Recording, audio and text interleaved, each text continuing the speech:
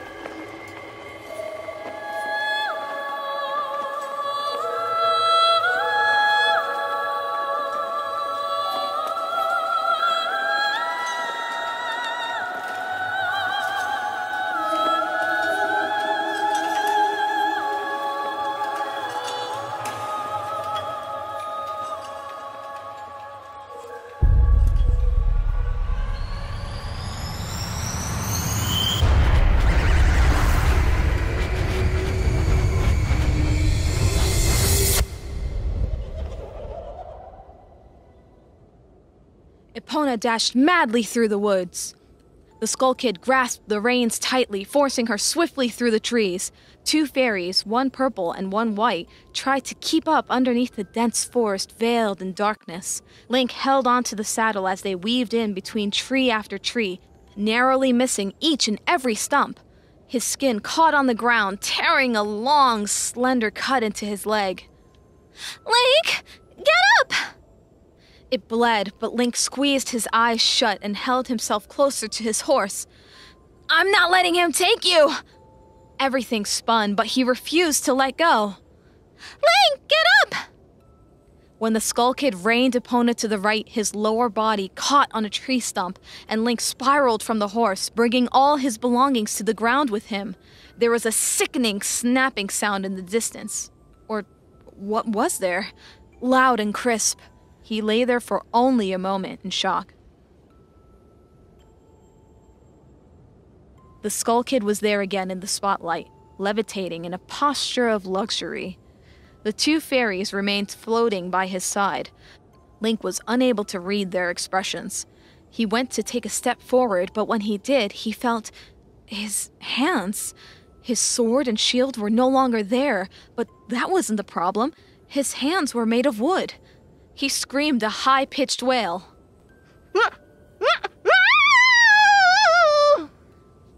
It sounded like it belonged to a young, defenseless animal, which was true. The Skull Kid's spell had turned him into a Deku scrub. "Take me with you, and I'll help you out. Deal?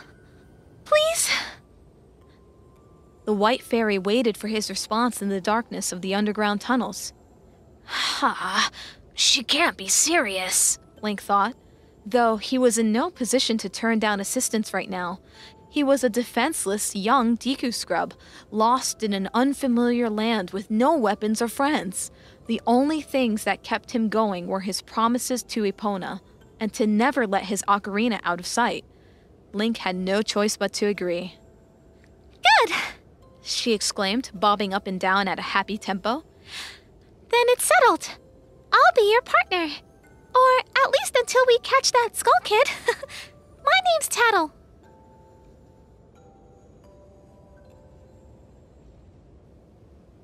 What? It is not a simple task. Why, to someone like you, it should by no means be a difficult task. Link gulped, wondering how this masked salesman could possibly know him. Except, the one thing is, I'm a very busy fellow, and I must leave this place in 3 days. How grateful I would be if you could bring it back to me before my time here is up. Link wished to question him, to figure out who he was, and to get more details on this imp. But he couldn't. Not until this man returned him to normal. Once his voice came back, the rest would follow. The rushing water spun the wooden wheels within the darkness of the clock tower.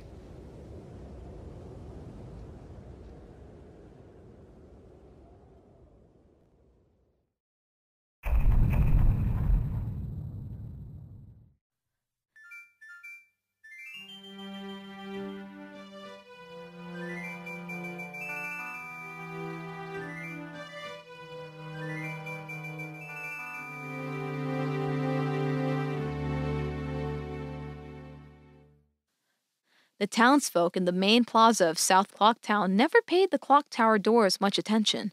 Their colorful red markings curved around two half-shaded cyan circles that might be eyes. Eyes that like to stare.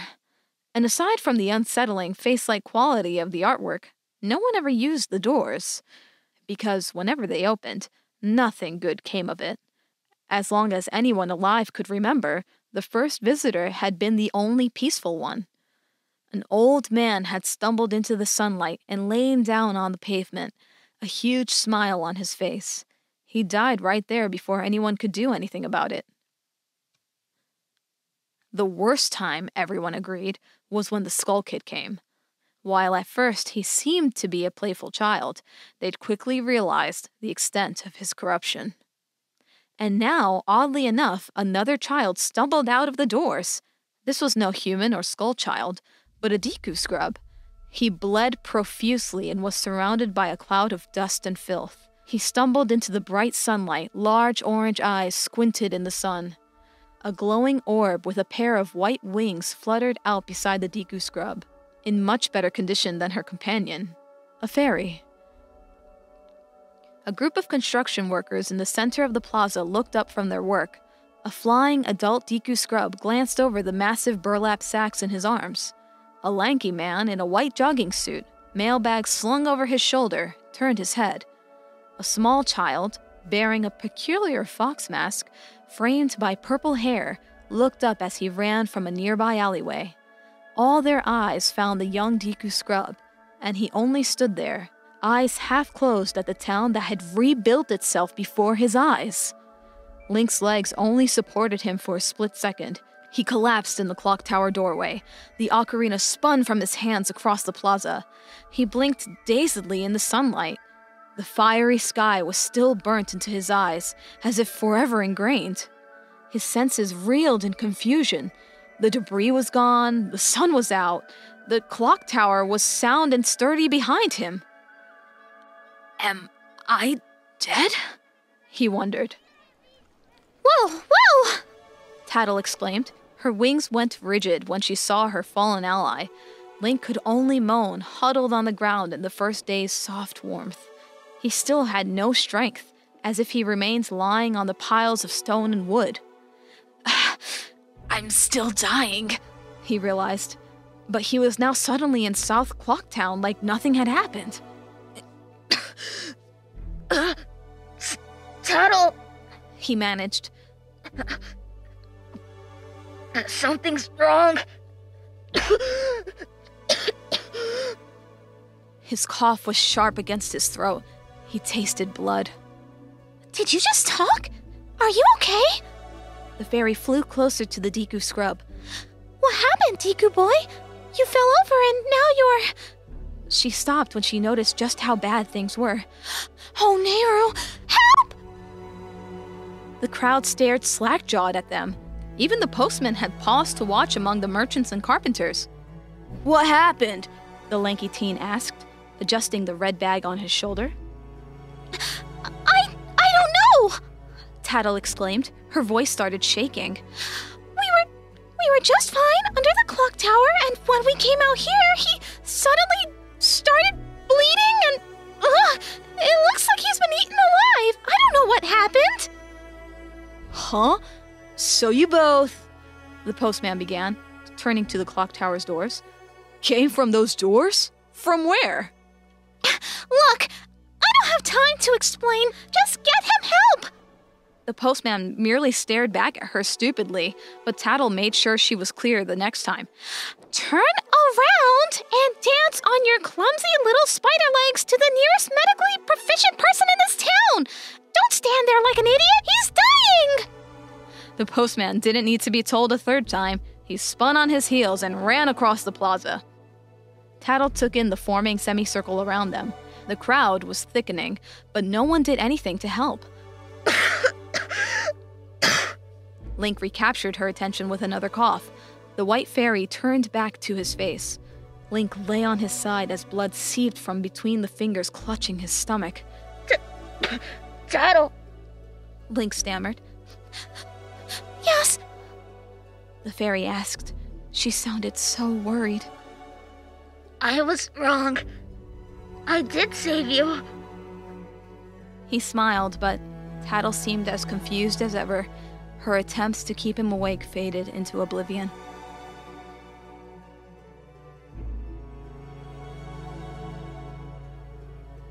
The two of them stood outside of the great stone wall that surrounded the castle's bustling marketplace, on the drawbridge that connected it to the seemingly endless rolling hills of Hyrule Field.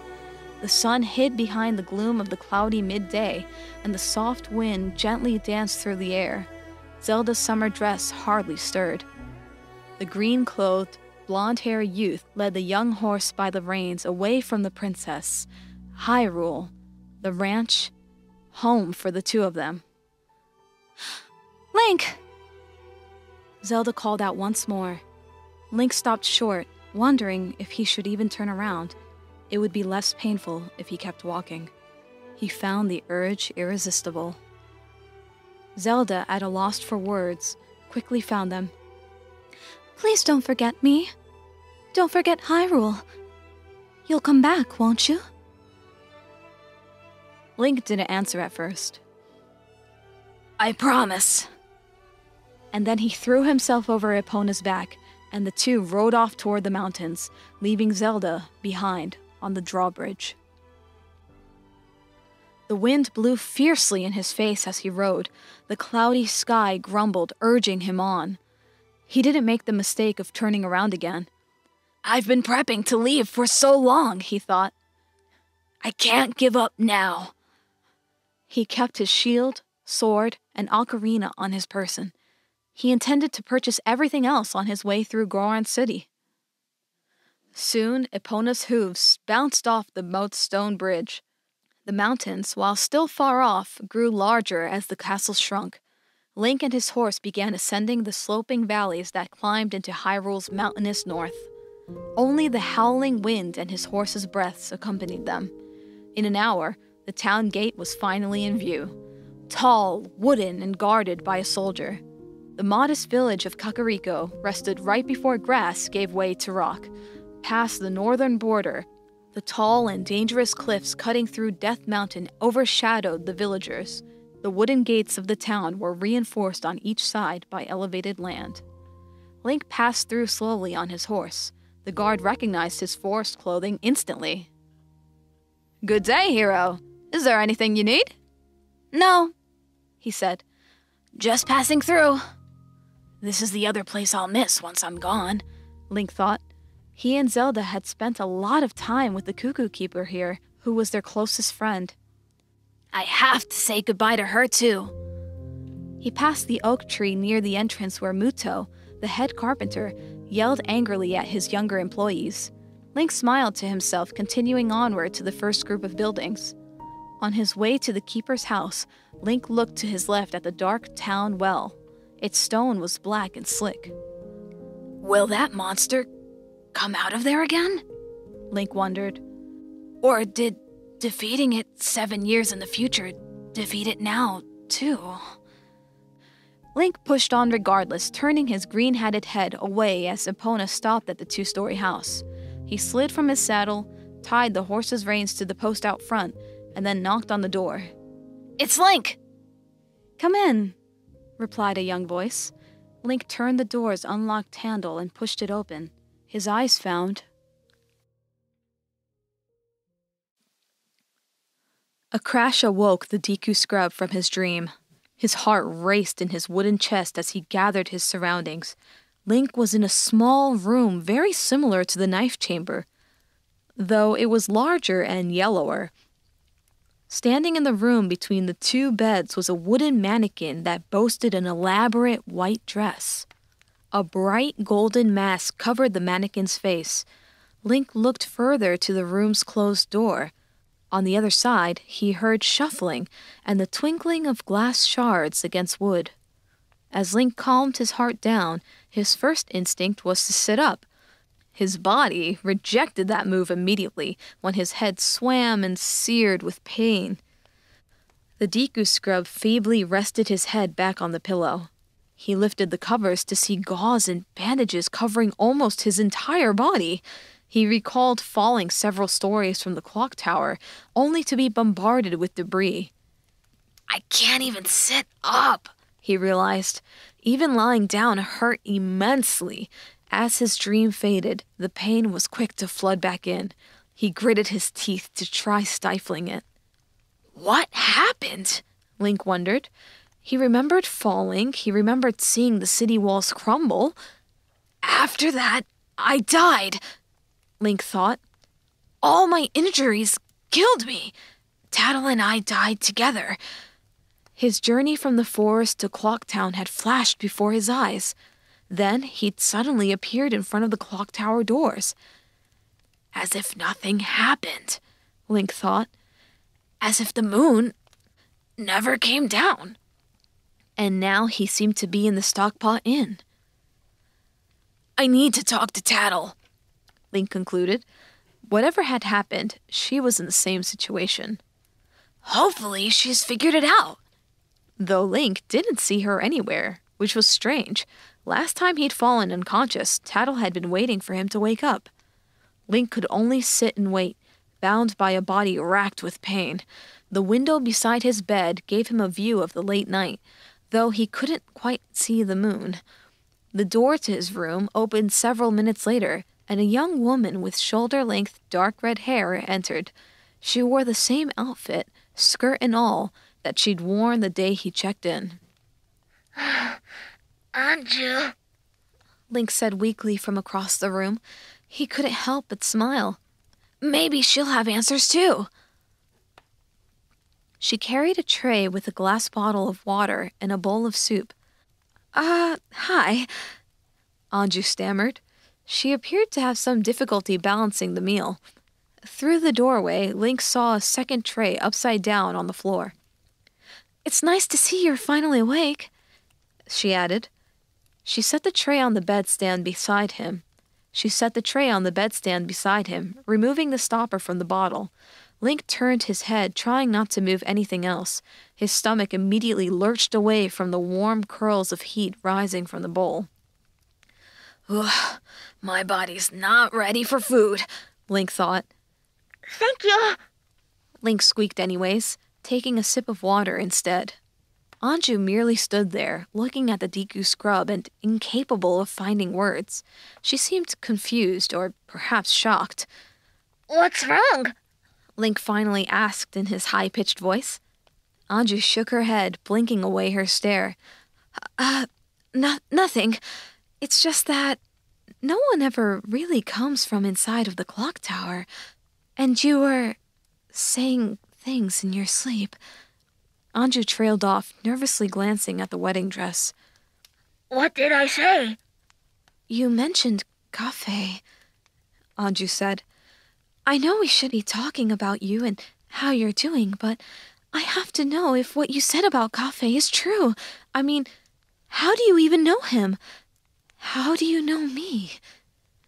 Link licked his snout nervously. The only moisture in his body seemed to come from that one sip of water. From yesterday when you gave me the hotel, so I had something to eat before the moon fell. And the day before you saved me from drowning. Anju didn't seem to understand. I don't know what you're talking about. She paused, as if afraid she might hurt his feelings. I didn't save you from drowning. You must be thinking of someone else. I don't even know your name. This is the first time we've spoken. Link tried to find playfulness in her face or tone. He found none. But you did! You were sitting on the bench next to the laundry pool. It was raining, and it was the second day. From what I've heard from everyone else, this is your first day here. You walked into South Clocktown and immediately collapsed. What? Link thought. He couldn't make any sense out of this conversation. But you have to tell me, Anju continued. Is Cafe dead? Link turned to face her again, brow still furrowed. Her eyes were shining with hope, or perhaps trepidation. I wouldn't know. I've never seen him before. Anju had no response. She seemed frustrated as she turned away, walking out of the room and not shutting the door behind her. Link continued to stare at where she'd been, lost in thought. She doesn't remember me, Link thought. He gulped, wondering what all of this meant. Anju had just been so rude to him, but he didn't have long to think before someone else entered the room. The white fairy entered shyly at first. She seemed just as concerned as Anju had been. Tattle! Link exclaimed excitedly. Hey, Tattle stammered, flying to his bedside. Her tone caught Link off guard. What's wrong? I just don't understand why you're excited to see me, Tattle finally said after a moment's thought. I mean, I don't even know your name. Link froze. She's joking, he thought immediately. She's kidding. Tattle, of all people in this town, couldn't have forgotten him too. It's me, Tattle. Link said fearfully. It's Link? Link? Tattle said. That explains why I thought you were saying ink. You don't remember me? Link stammered. The full weakness of his physical condition descended upon him again. The excitement at seeing Tattle was quick to return to pain. You don't remember us? Of course I do. Tattle exclaimed, but Link's small burst of hope faded with what she said next. The Skull Kid stole your horse, turned you into a Tiku scrub, and then left you behind with me. We kind of got stuck together. That's not what I mean, Link said. You don't remember us in Clocktown? Us waiting for the Clocktown to open so we could see the Skull Kid? Us? Link gulped before he said it. Dying together? Tattle's face almost boiled over with anger, but she stopped herself from saying whatever came to mind.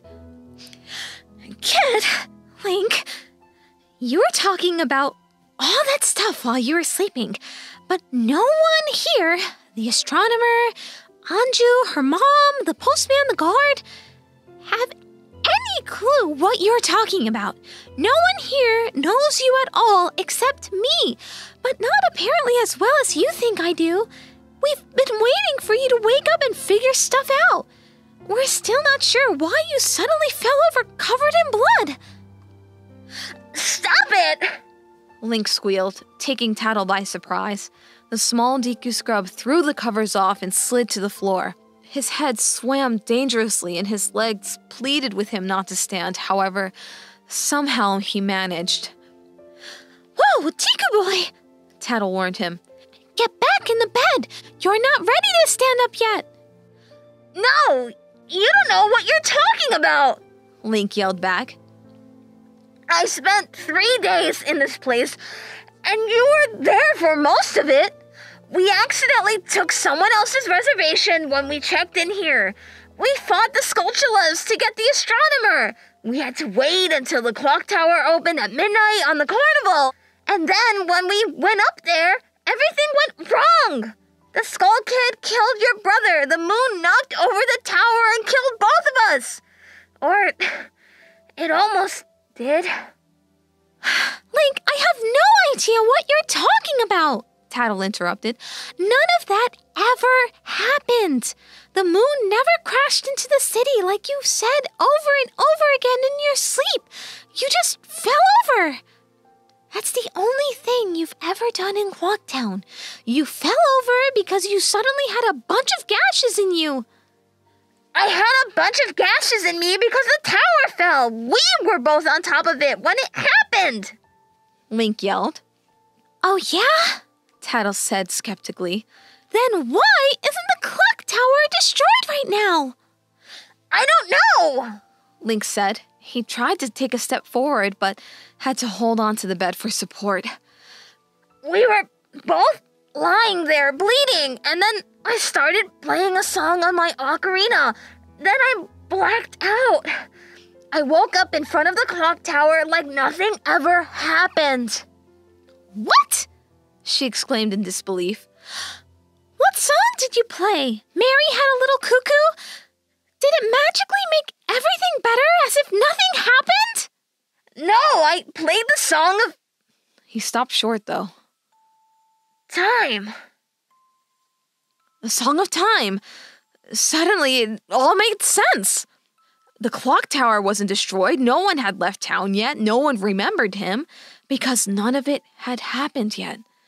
The goddess of time helped you last time you were in trouble, Zelda had said. The goddess must have helped him again. But this time, instead of sending him 7 years into the future, she had sent him 3 days into the past. Link, you really should get back into bed, Tattle warned him. I went back in time, he finally said. And for some reason, you didn't come with me. The fairy stared at him blankly. And yet your ocarina did? Tattle asked. I'm not sure when you got that back. I was there when the Skull Kid took it from you. Why didn't you say anything to the masked salesman about having it? You were there when I took it back, Link said. He started losing his breath. I can't stand, he thought, panting. I'm going to fall. Stop saying that, Tattle said. I wasn't. You never went back in time. You're just delusional. No, you are, Link said stupidly. He leaned fully against the bed now, unable to stand at all. Get back in bed before Anju has to lift you off the floor. Link almost protested, but he was on the verge of fainting. He slowly climbed back under the covers, once again at peace. He shut his eyes. You were with me, Link said distantly. You were touching me when I played the song. Why didn't you come back in time too? We were both dying. Then he understood. It all clicked. Link's look of puzzlement fell into a deep sadness as he stared at the ceiling. I didn't save you, Link realized. Tears pooled in his eyes. You died. Tattle remained floating by his bedside, unsure how to respond. You died on my chest while I played the Song of Time. Link continued. That's why you couldn't come back in time with me. That's why you were there like nothing happened. Because the Tattle I knew didn't exist anymore. A tear rolled across his cheek onto the pillow beside his ear. Tattle was speechless, drifting there silently. She died. And all of our memories with her. Link turned his head to see the fairy floating beside him just now. Yes, this was Tattle, but it wasn't the same Tattle he'd grown to trust over their 3 days in Clocktown. A moment of silence prevailed. Link wiped the tears away, trying to recompose himself. He recalled the last thing she'd said to him underneath the moon's full power. Tiku head? He wished he could hear her say that again now. Link, Tattle finally replied. I think you've made up this fantasy because of something else. Link wanted to get angry again, but he was too weak. And I don't blame her for not believing me, Link decided. It all sounded so crazy. You're the one who's dying, Tattle said. Shikashi, the astronomer, did everything he could to heal you, but whatever really happened to you did a lot of internal damage. He said you have 2 or 3 days left, at most. Link wasn't sure how to take the news. He merely continued staring at the ceiling. His eyes were wide and thoughtful. Images of the apocalypse were still so crystal clear. The red sky, Tattle dying, the moon falling. Someone had to tell you, Tattle said. And I thought it should be me. Nothing was left in his bones but pain, weakness, and sadness. He didn't have the capacity to react. Thank you, he finally said, adding, Tattle. Afterward, with much difficulty. Can I do anything for you? The fairy asked. No, I don't think so. All right. Tattle flew away as she spoke again. About what the masked salesman asked you to do, to get the mask and your ocarina back? I'm gonna try and find the Skull Kid. She waited for a reaction, but Link didn't give one. I have a feeling he's not actually here in Clocktown. I need to find him and convince him to give the mask back. And obviously you can't help me. I'll be back before... You know, I'd only be gone for a day or so. Will you be fine with Anju? Once again, Link said nothing. Please, it's only practical. The mask salesman gave us 3 days, and I'd feel useless just sitting around here. I've been thinking about it all yesterday, and it just seems like the best way to get things done. You have Anju to take care of you, and this room, as long as you need it, you'll be fine, right? You've already done it, Link answered. Tattle paused. What? You already left me. You said I was useless, and then left Clocktown to try to solve everything on your own. The white fairy wasn't sure how to respond. I'm sorry. It's the only thing I can do. And then she turned to leave, pausing before she left through the door. Link sighed, turning back to his tray of food and drink. He picked up the bottle of water as a thought occurred to him. I chased her last time, Link remembered. And he couldn't just lie there this time either. If he did, then all hope for Clocktown was lost. Wait! Link called out. He looked at the doorway hopefully, and Tattle turned to acknowledge his call. What if I could prove all this to you? Tattle remained floating in place, considering. Prove the time travel stuff? Link nodded, with the covers pulled up to his neck, and Tattle flew closer. You're telling me that you have something on you right now that can prove this time travel stuff? I think so, Link said, looking seriously at the fairy. Tattle stopped just at his bedside observantly. He scooted himself into an upright position, still huddled under the covers for warmth.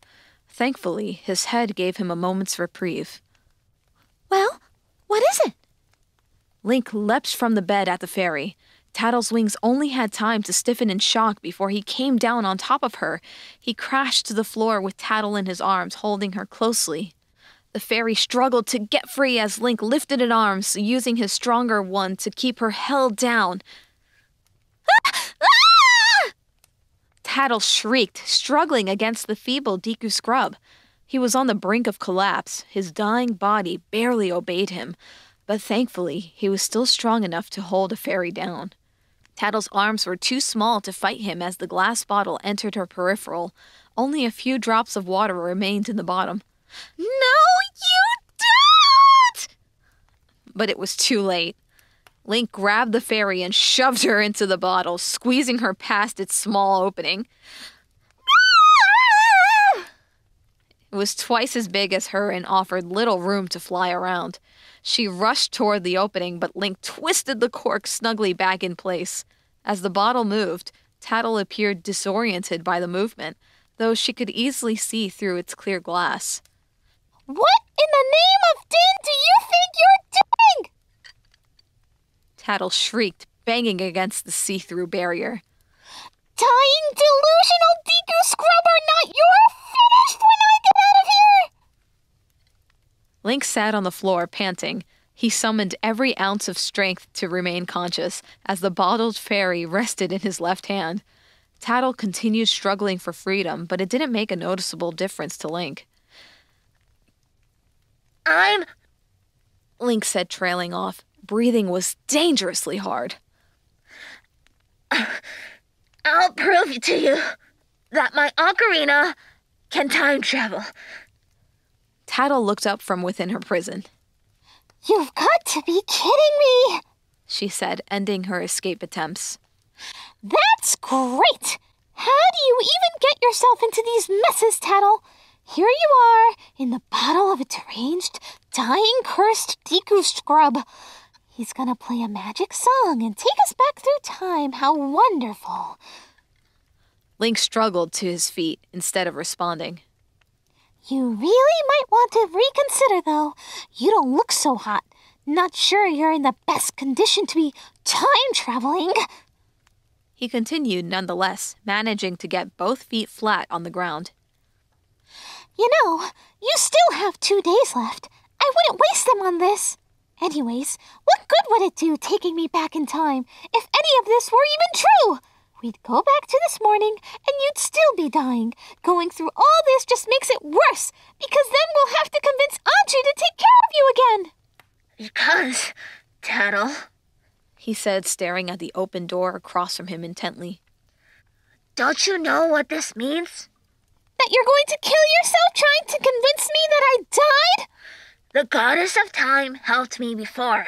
She let me travel back and forth in time 7 years to stop Hyrule from being destroyed. I think she's helping me again, except this time I can relive the same 3 days until I figure out a way to stop the moon from falling.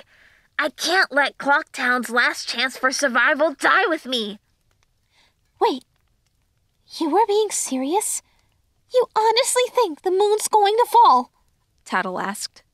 Link used the tables, dressers, and bed for support as he walked to the door, passing by the wedding dress. Just because it's bigger and has a face now doesn't mean it's going to crash into the town. You're insane. It was just a dream, Deku boy. It's the Skull Kid. We have to stop him. No! You have to stop right now! Where do you even think you're going? Link stopped short. I have no idea where my ocarina is, he realized. He dropped it in South Clocktown and woken up here. Where did you put my ocarina? Why would I tell you? Tattle asked. You sure didn't think this plan through very well, Mr. Kidnapper. Tattle! He said, stopping at the doorway. The shattered glass and tray were still in the hallway. The fairy that was loyal enough to die by my side did die. You're not her. And I'll force you to tell me where it is if I have to. Force me? Her wings twitched as if skeptical of his sincerity. You don't have the guts. You can tell that to the torches burning in East Clocktown. I bet they could heat glass pretty quickly. Link tried his best to sound convincing, even though he knew he could never follow through with it. You've lost it! Tattle finally said. Seriously, dude, just let me go! She banged futilely on the glass one final time before sighing.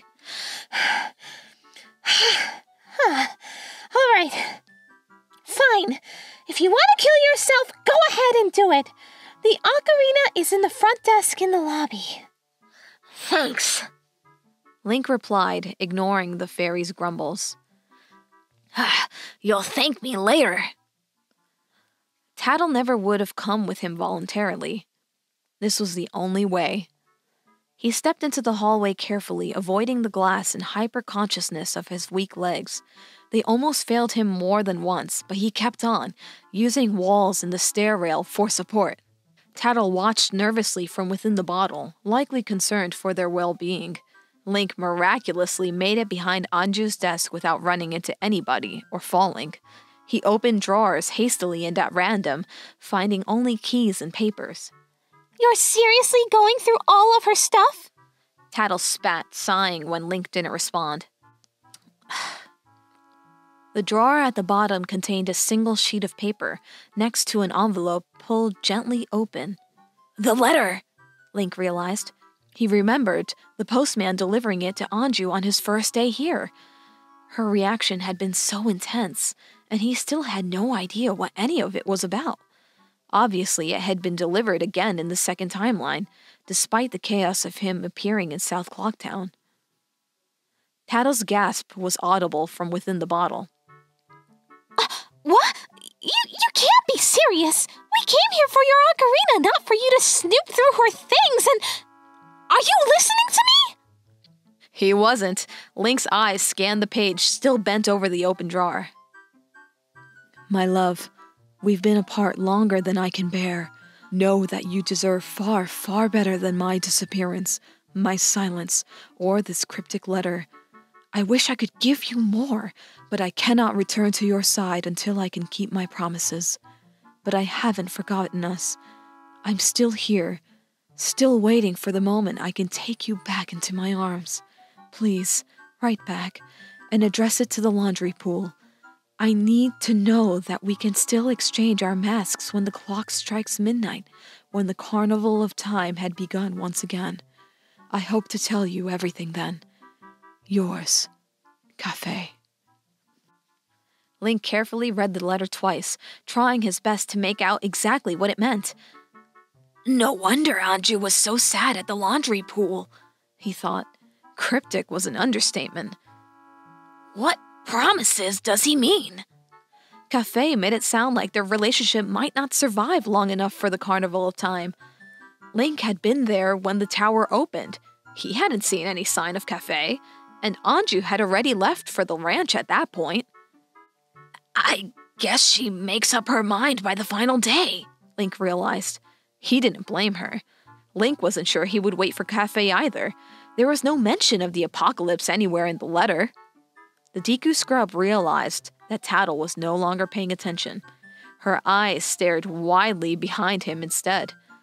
Link turned to find Anju in the doorway, her gaze on the letter in his hand. Din. Link cursed. Anju didn't say anything. She didn't look angry or particularly sad, clearly waiting for Link to say something first. He stammered. I was looking for the ocarina. He held up the letter, as if that explained everything. When Anju still said nothing, Link ungracefully returned the message to its drawer and closed it. Tattle merely watched, unable to go anywhere, and smiling at the turn of events. When he turned back around, Link noticed something small and blue in her hand. She held out his ocarina for him to take. I was going to bring it up to you, but then I thought I heard someone going through my desk. Link took a deep breath to steady himself. Anju, I know you don't remember me, but it's because of that ocarina. It turned back time. The moon will destroy everything here, and my ocarina is the only thing that saved me. I need it so that I can show Tattle I'm telling the truth before I die. Because that's how we'll save Clocktown, and you and Cafe. Anju didn't reveal how she felt about any of that. Whether she didn't believe him, feared for Link's life, or was only interested in fulfilling a dying child's wish. She held out the ocarina, and her face was blank. Link took it hesitantly. There was still a crack from the fall, though it had been cleaned. He held it in his hands, his Deku Scrub hands, wanting more than anything to have Hyrule's grass beneath his human feet. Anju turned to leave without another word, but Link had one more thing to say. You could come with us. Anju stopped, but did not look back. I'm not sure how this time travel thing works yet, but you don't have to wait here and die. You can come with me and Tattle, because this timeline will end the same way no matter what, with the moon destroying the world. You don't have to die again. She took a moment to respond, but her answer was final. If there's still a chance that Cafe is here, then I can't leave. No matter what. Even if your story is true, I couldn't live with myself if I left. Even in some timeline that ended in an apocalypse. What if he shows up to be reunited with me and I'm not there? Link opened his mouth to answer, but Anju left before he could. Don't let me stop you. Do whatever you need to do. Link didn't press the matter further. I have my ocarina back, he thought. I don't have time to try changing her mind. He lifted the bottle from the desk containing the now enraged fairy, going around the stairwell to leave. Oh, come on! What about me? Tattle exclaimed after Anju, though her voice was still muffled by the bottle. Oh, don't worry about the poor, defenseless fairy being dragged along to a suicide mission. Tattle sighed again as Link weakly pushed open the Stockpot Inn's door. They stepped into the darkness of East Clocktown's late night.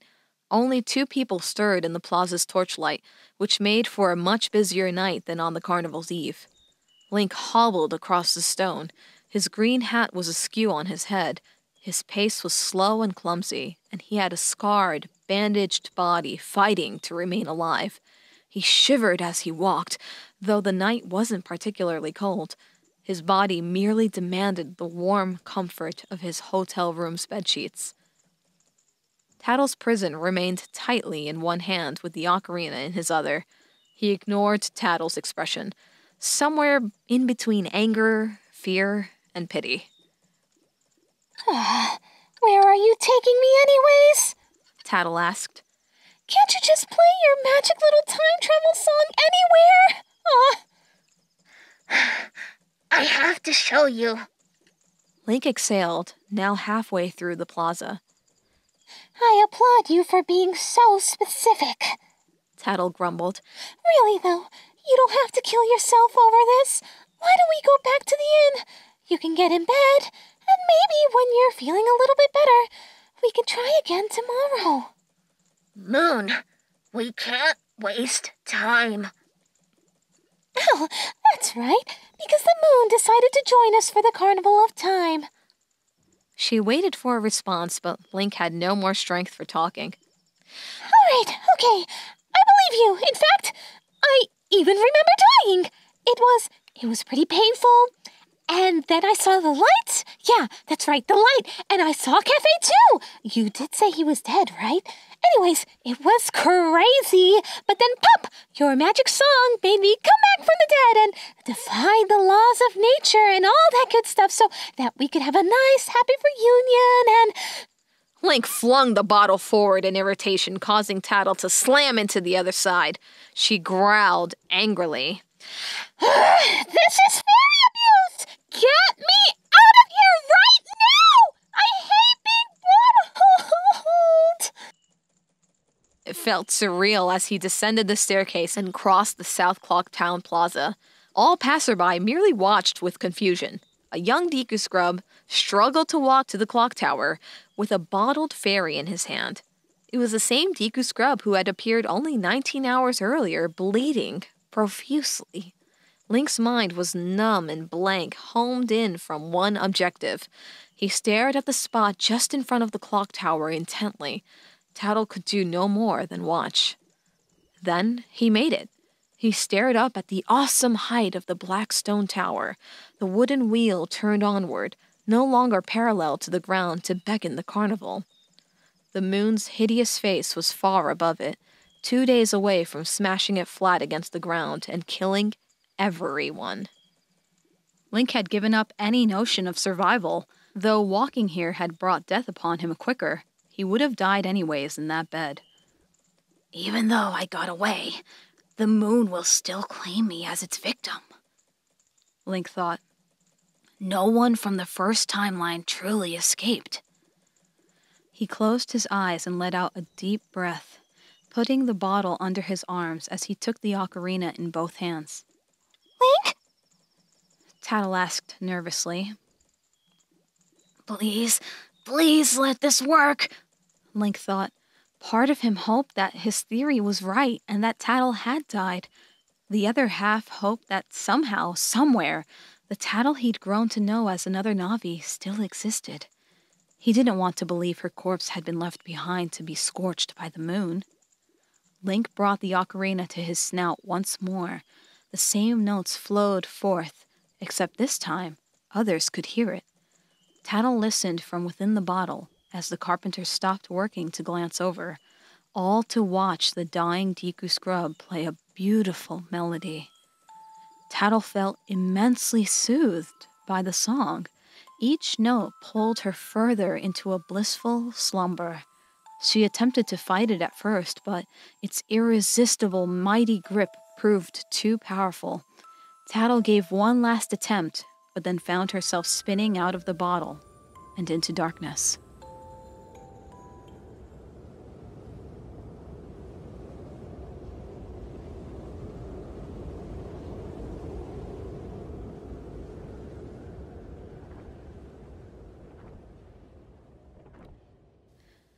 Tattle and Tail shook side by side, frantically searching for shelter in the downpour. They were in the great field just outside of Clocktown. The round, walled city was easily within flying distance, as well as the observatory just outside of it. The dark, stormy sky ominously shook with thunder, high above everything, and as it rained gloom. Tattle spotted an overturned, hollow log in the middle of the field. Hey! She exclaimed to her brother. Over there! Tail's wings expressed agreement, and they quickly flew for its protective innards. The log formed a short wooden tunnel that was blissfully dry, though the rain roared like a waterfall as it bounced off its wood. Tail remained huddled into her as they shook the water off, struggling to provide them both warmth. It's okay, Tail. We're all right now. However, Tail unexpectedly gasped. His wings stiffened in shock, and Tattle followed his line of sight to discover they were not alone. Sitting on the grass and shivering against the opposite wall, another creature hugged themselves for warmth. They had small, glowing eyes, a beak-like mouth, and frayed scarecrow's clothing. This third refugee was small, defenseless, and thoroughly drenched. A skull child. Oh, he is alone, Tattle thought. She watched with her brother as a small child cried in complete solitude. It wasn't long before all three of them were huddled together for warmth. The dark skies continued hammering endlessly on the world below it. The sun shone brightly upon the fields of Termina. Tattle allowed the daylight to warm her skin. Termina's pretty every now and then, she realized as she took in the swaying stretch of grass and the smells of the forest. Not all the time, but sometimes. Skull Kid, that's not fair, Tail exclaimed. The white fairy turned around to find her brother angrily watching the laughing Skull Kid, who had popped from the tall grass to scare him. Eventually, even her grumpy brother joined in with the imp's laughter. Tattle smiled as she flew to join the fun.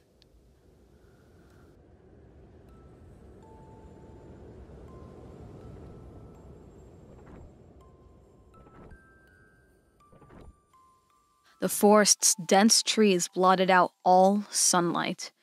Tattle made sure no one could see them, and then realized Tail hadn't done anything to stop the Skull Kid. The imp continued rummaging through the backpack of masks on the traveler's unconscious body. Their victim was sprawled out on the forest, frail, mouth agape. I don't think we should be doing this, Tattle whispered to her brother. It's just a game, Tail reassured her. He flew to join the Skull Kid again. What you got? The Skull Kid revealed a mask in his hands. Ha ha! It's so cool! He exclaimed. It was a dark, heart-shaped mask with spikes sticking from the top and bottom.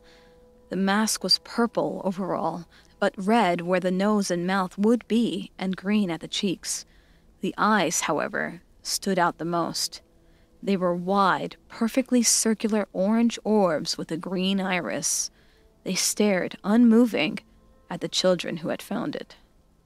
For some reason, it made Tattle feel incredibly uncomfortable.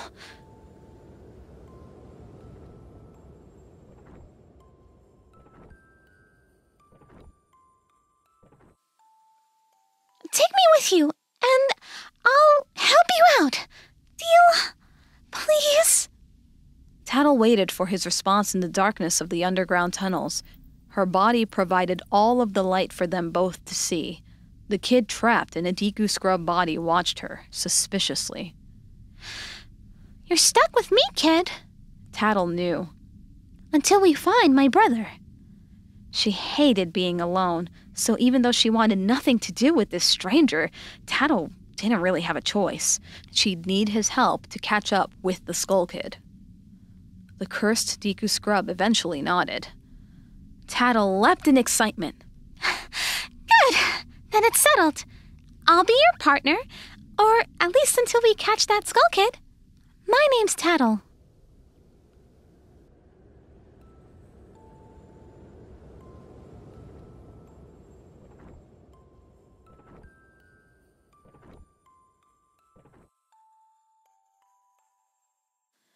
Then, she was in South Clocktown. Tattle was slow to understand she was no longer immersed in memories. The world had returned to her. She twitched her wings as if to confirm she was awake. The townsfolk busily buzzed underneath the bright, sunny day. All of them looked up only once to see the newcomers. None of them appeared concerned with the fact that night had just turned into day. At first, Tattle didn't realize she was still in her bottle. But as soon as she did, Link released the plug. She slowly flew out of the small opening, stunned into silence. Link watched her reaction, still as exhausted as he had been 19 hours in the future. He dropped the empty bottle and kept the ocarina in his other hand. He didn't say anything, closing his eyes and taking in the sun's warmth. What just happened? Tattle said. Everything has... She stopped short as if still making the connections in her mind. Started over. She flew out from under the shadow of the platform to see the moon, now further away. Checking out every part of my story for herself, Link realized. He limped out to join her as the fairy finally found more words. What are you anyways? Tattle asked. That song you played, that instrument. She trailed off, but her wings were quick to perk up again. That instrument! The masked salesman said that if you got back the precious thing that was stolen from you, he could return you to normal. Link's eyes slowly filled with understanding. Of course, he realized. That was always the goal, wasn't it? Over these 4 days, he'd forgotten at some point. Survival had taken over as the primary objective. Did you completely forget or what? Tattle asked. She flew to the clock tower doors. Come on! She pushed it open and flew in ahead of him. The dying, cursed, homesick Deku scrub did not immediately follow. Instead, he stared at the doorway's face-like painting, realizing a few things at once. Tattle's here again, he thought. She's no longer a completely blank slate. The past night they'd spent together was the beginning of a relationship, though it was different from the one they'd had before. Can it ever be the same again? He wondered. The first Tattle had died and was gone forever, undeniably. And all of our memories with her. But everything about that Tattle was somewhere in this fairy too. She would never be the exact same companion, but perhaps they could build something strong together too. I won't let you die again, Link decided. It didn't matter if there would be another Tattle to take this fairy's place if it happened. A life would still have been lost and left behind. I will protect you, Tattle. I promise. Barring his fatal injuries killing him within the hour, of course. But if the masked salesman can lift my Deku Scrub curse, maybe he can heal my body too. Link smiled, using his newfound hope to limp into the darkness of the clock tower.